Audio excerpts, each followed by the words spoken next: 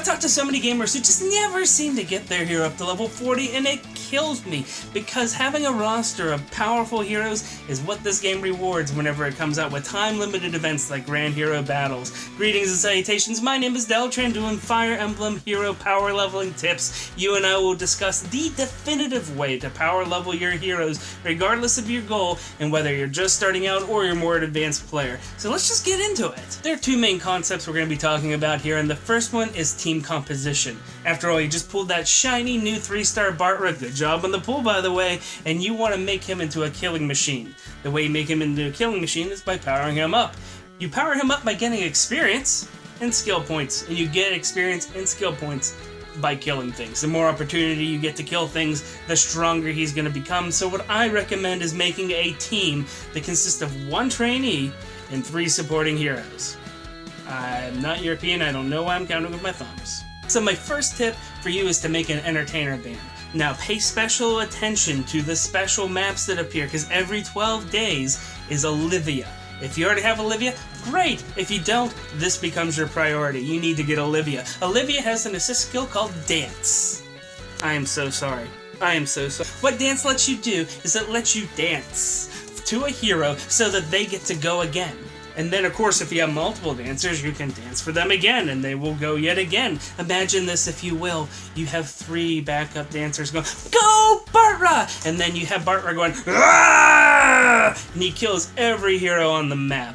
That's the most efficient way from stamina and time usage to be able to just make your hero explode with experience and skill points. Now, I know I'm starting a bootstrap paradox here. If you don't have a dancer, who's gonna dance the dancer? I don't get it! I don't get it! Well, I'm not really recommending that you dance your first dancer. It's just sort of a grind at first. You see, if you really want to, you can just go ahead and spend shards or crystals to be able to level up a hero. Hit the allies menu, hit the level up button, and go ahead and give them shards and crystals. They come in multiple colors. It'll go ahead and use the specific color before it uses the generic yellow color on your heroes to level them up. Although, if you're a little bit short on crystals, the first 5 levels are very easy to get. You could just put them on the battlefield and let them level up. As a matter of fact, you could try to carry them all the way up that you need to if you have the patience for that. A 3-star Olivia is what you're looking for now, because that's the one that gets Dance. So if you have that 1 and 2-star variants there, you need to level them up to 20, unlock their potential until you get them to level 3. Until you get them to 3 stars, then you can teach them Dance with skill point. Now, if you're lucky and you've already pulled a 3-star Olivia from the portal or higher, great, go ahead and just use them. As a matter of fact, if you're even luckier and you got yourself an Azura or a Ninian, go ahead and train them up a bit. Because this way, you can use your supporting dancers to help block incoming units to your trainee. Especially once you get to around level 20, they're going to be fighting off threats that they're not really that capable of handling. So if you put a dancer out there, especially if they're over leveled, they're going to take care of the threat very easily, and then your trainee can go about. Sure, they're missing out on some kills, but if your trainee gets killed in the middle of a board, they're going to lose all the levels and all the skill points that they developed, and that's not good, for the record. So remember, it's much better to have your bag of experience die to a support unit than to have that bag of experience kill your trainee. Last point I want to talk about here is to make sure that you give all of your entertainers Wings of Mercy. Wings of Mercy is a wonderful B-slot skill that whenever your heroes are below 50%, depending on the level of Wings of Mercy, you can teleport the one unit to another. So if you have your dancers and singers with Wings of Mercy, whenever you send your Bartra down the middle of the field and he gets punched in the face, you can just whoosh over to him and then dance or sing or, you know, whatever's available out there. And Bartra will be able to continue to go on his merry killing way. You can get Wings of Mercy off of Kane. He's the best source for that. At 4 stars, he has Wings of Mercy 3. Although, if you go with Frederick or even Pala, they have Wings of Mercy as well. Level 2 at 4 stars, level 1 at 3 stars, if that's your thing. And that'll get you 80% of the way there, but let me tell you, Wings of Mercy 3 is definitely worth it. Second team composition tip is to get a mounted healer. Sometimes you just have to chip through that mountain, and it sucks, but you know what are you gonna do, you know? I am sorry for that too. So I like to have mounted healers for this role, and I'll tell you why. Their mobility is just king. It doesn't matter that they can't go over forest. You're going to be just fine. You're trudging along through forest anyway with your trainee? No, that's slow. You don't care about that. You want to have the fastest heals you can get.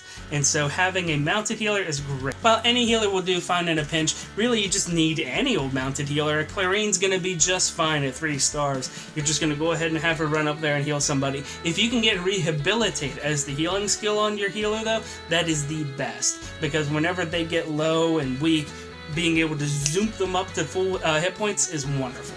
My third and final team composition tip is to mind your buffs. Now, this is sort of easy. That Olivia told you to get has Hone Attack as her C-slot skill. Hone Attack lets her buff her comrade's attack skill just by standing next to them at the beginning of a combat round. And that's what you need to be able to make sure that all of your trainees have that extra oomph to be able to just plow right through their enemies. So give all your other dancers Hone Attack, or vary the skills if you really want to, but at least I prefer to put Hone Attack on everybody.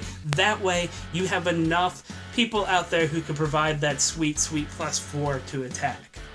If you're rolling in the heroes, you can start to give them out some drive skills. A drive attack, drive speed, drive defense if you need to, will give them a buff in an area, and that's going to be helpful once you get going, because if you actually have to go into a round 2 or 3 of a fight, you're not going to be standing next to one of your dancers. You can also look at some buff bots to help out. If you have an Erica, an Ephraim, Brave Lucina, anything that has something that's going to help out units, you can go ahead and put them onto the field and you'll be good to go with them. One thing I like to do is give them reciprocal aid as their assist skill. This lets them be treated as a pseudo crappy healer, and usually only 1 full healing is all you need to worry about. You can give them Wings of Mercy 1 so that they can warp right over to them in the most troubling time of need and be able to make sure that they can get through on time.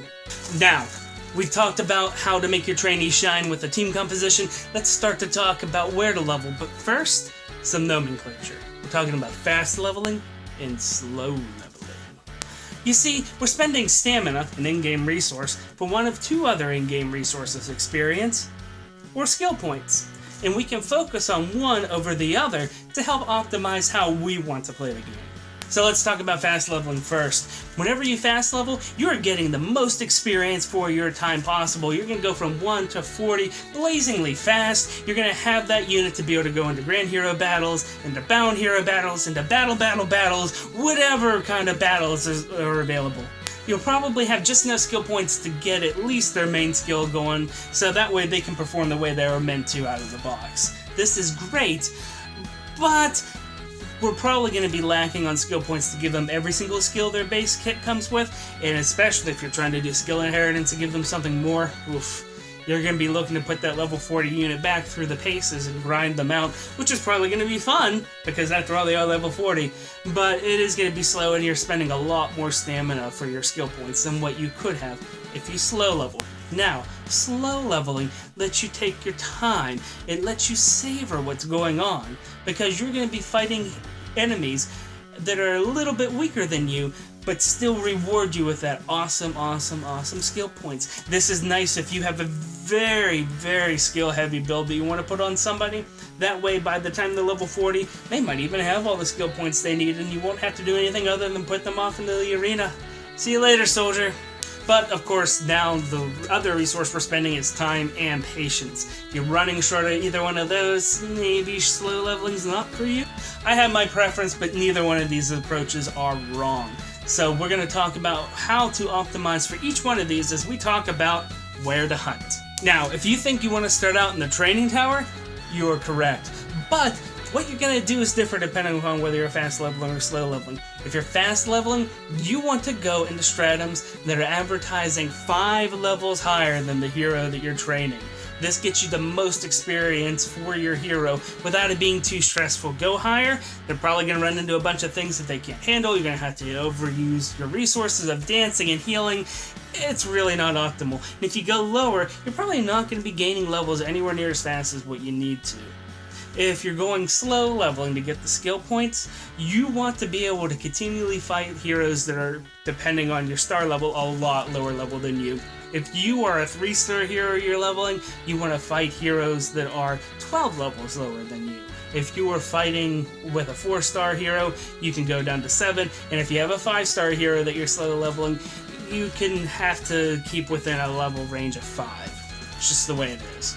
That's sort of a lie, because the level there on each stratum is actually the level of the named hero on each one. I don't know what named hero is in the first tier, starter 1, 2, 3, and 4. However, once you get out of that, the named hero is that specific unique hero that you get to see. And so all the other enemies that you fight there are either going to be maybe a little above, but usually all below the named hero of that particular map. But this is close enough for us to be able to judge what stratum that we can go into for leveling purposes. Also, if you're fast leveling and you spent orbs on upgrading your castle, that experience bonus should be able to let you just fight even keel for that entire first tier, starter 1, 2, 3, and 4, so that you don't have to go higher. It's going to actually let you go faster that way. So, for while you're in the blue and if you've upgraded your castle, just stick to about on level. Also, regardless of your approach, you can hit that little refresh button on there, and you can go ahead and try to get the best matchup for your hero, color-wise and damage type-wise. Now, once you've hit level 30, it's time to change it up. Training Tower has been a great friend to us up to this point, but now there's a new darling in town, and that darling is called Chain Challenges. We're going over to the story mode to go to the Chain Challenges, and specifically we want to look on normal mode, the very first chapter's worth of Chain Challenges. If you've already completed them, don't worry, I'll help you out in just a moment, but here's the concept here. We want to look at that top chain challenge within that lower set. It is a set of 10 maps throughout chapters 1 and 2. They're fought back to back, and whenever you complete them, you get 400 feathers. But this is what we're going to do. We're going to go into it with our trainee and our 3 supporting heroes, and we're going to give our trainee every benefit that we can, letting that trainee kill everybody that we can until we get to the 10th map. Once we hit that 10th map, we surrender, we give up, we wave the white flag, we go home. What this does is it lets us not complete the chain challenge. So you're never going to get your 400 feathers. I'm sorry. But what this lets us do is skip the restriction that all story mode maps have, where you don't get as much SP or XP once you beat it. So if you just give up and don't beat it, you'll get full credit for experience and for skill points by running through it over and over and over again. And since the layouts are always the same, since the units are always the same, you could probably be better prepared with different supporting people if you need to, or even choose other levels if you've completed that one, or if you just know that a higher level chain challenge is going to be more appropriate for that hero because of the units that you're going to be fighting, or because of the strength of the hero, because, I mean, come on, Ike's amazing. Now, you want to do this at level 30, because whether you're fast leveling or slow leveling, this is the best use of your stamina. You're going through 9 boards for 30 stamina. That's a great return on your investment, regardless of how you're doing it. Feel free to try other chain challenge boards around there. I always recommend the sets of 10, because that's the most beneficial from a stamina expenditure point, but to each their own.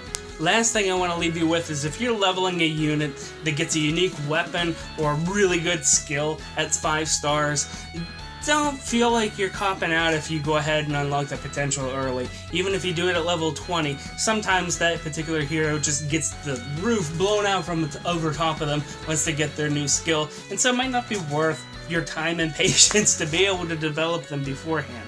So if you're really trying to get a lot of SP and you just can't seem to get anywhere with that hero, don't worry about it. More importantly, have fun with the game, and trust me, once you get the unique weapons, fun. Hey, and there's also one more small thing.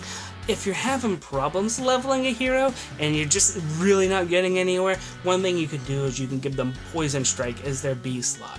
It's not a great skill overall, however, if they're just not having that damage output that you're looking for, if you give them Poison Strike, it'll help them chew through things just a little bit better, and it'll save your nerves for it. So, just consider it.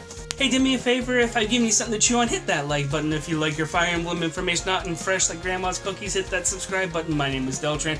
Thank you guys so much. I greatly appreciate all of you. And until next time, take it easy.